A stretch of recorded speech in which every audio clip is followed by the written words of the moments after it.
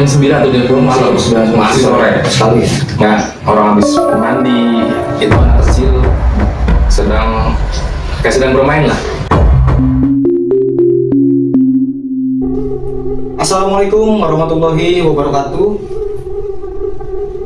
Teman-teman, berjumpa lagi bersama saya Raden Mas Anugrah Dwi Sandi dalam acara Misteri Alam, mengungkap fakta di balik cerita.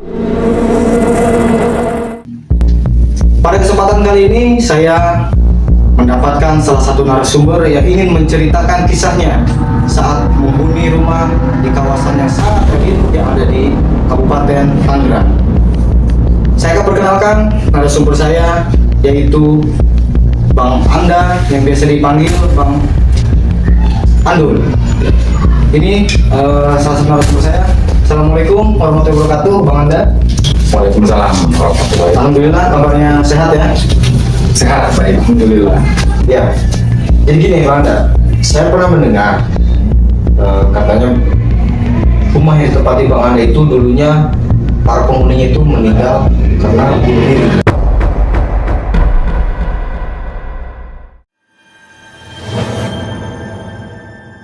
Ya, assalamualaikum warahmatullahi wabarakatuh. Perkenalkan, nama saya Anda atau biasa disebut Bang Andul. Nah, saya mempunyai pengalaman mistis ataupun pengalaman yang agak sedikit horor. Kisah ini berawal pada tahun sekitar 2019.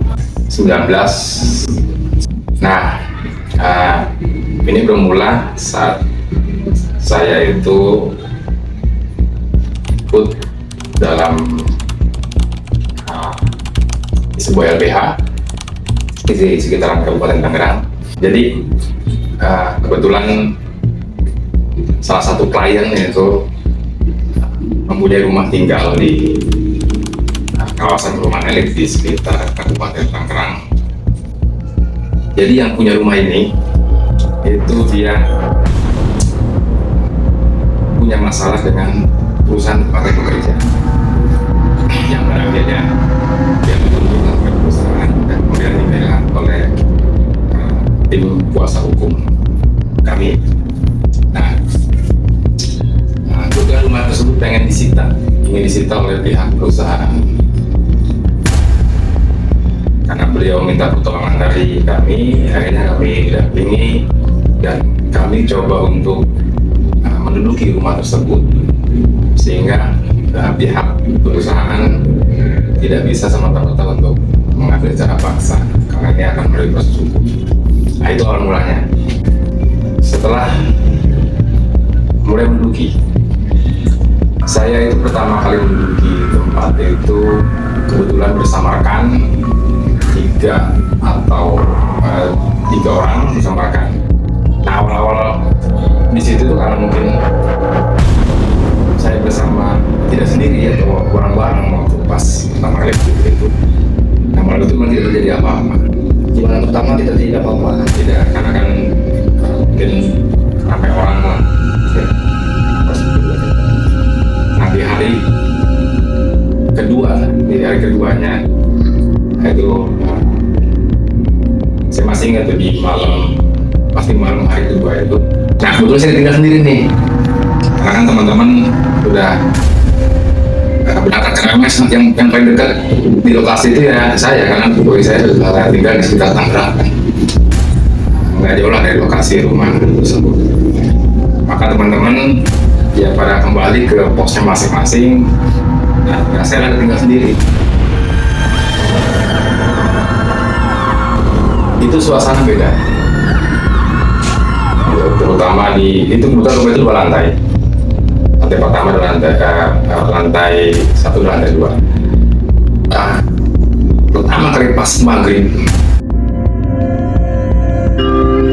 agak sedikit deg-degan, memang suasana mencekam, jadi hening gitu suasana. Kemudian di perumahan itu, kalau perumahan itu kan kayak masing-masing ya, masih rumah itu kan dulu gue gitu. Jadi benar-benar hening suasana, nggak ada pedagang sama sekali, nggak ada yang sama sekali. Nah, di pas maghrib, setelah maghrib, pada maghrib, kan dulu ada kamar mandi kan di lantai pertama sebelah dapur. Awal-awal itu gua sering lihat TV di ruang tamu.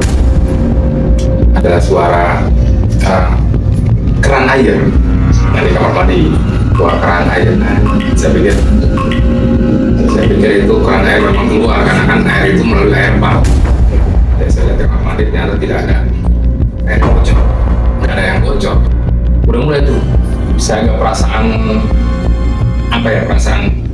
nggak enak nih. Tapi saya bilang sebelum nggak gitu. Terus saya kembali lagi ke ruang tamu, ya TV lagi, TV-nya agak dikerasin biar nggak terlalu kedengeran kan suara yang aneh-aneh. Selang berapa lama, sekitaran mungkin 10 menit, nah itu dengar lagi tuh suara di kamar mandi, kayak orang habis cuci kaki gitu, kayak orang habis mandi buang air gitu kan.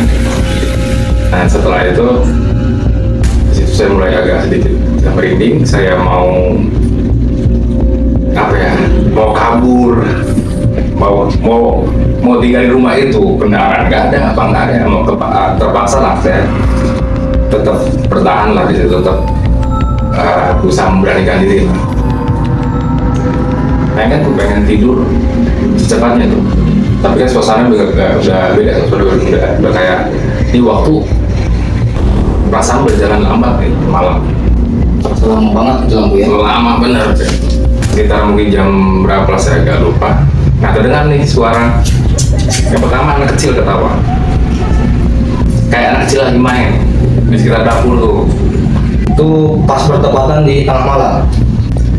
Enggak, kita jam 9 atau jam 10 malam, masih sore sekali.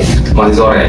Itu anak kecil sedang bermain lah, anak kecil di ruang dapur itu ya, dapur. Terus kadang-kadang ada suara orang naik tangga juga, kayak berisik kan. Nah, jadi itu kelihatan kedengaran jelas, cuman nggak kelihatan. Kan tempat saya duduk di kursi tamu, kan sebelahnya ini tangga, di atas saya tangga. Nah itu kan kedengaran jelas tuh. Dari samping saya itu kan dapur plus kamar mandi. Nah itu ya kita bercanda di situ lah.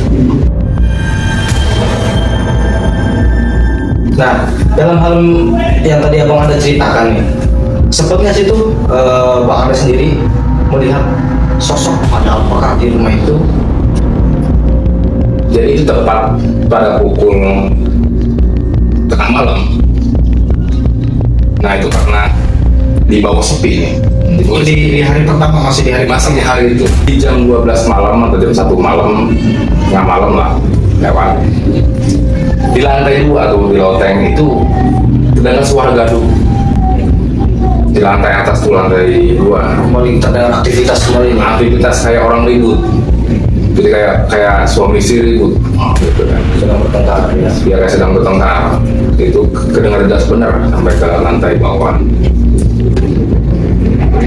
Karena saya rasa penasaran juga, karena terlalu berisi kayak orang berantem, itu kan kayak berantem suami istri. Saya berani naik ke atas untuk melihat apa yang terjadi. Jadi saya pas melangkah untuk naik ke atas,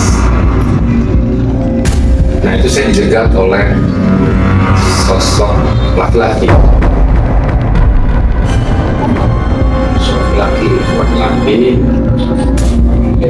Mungkin dari perawakannya jatuh.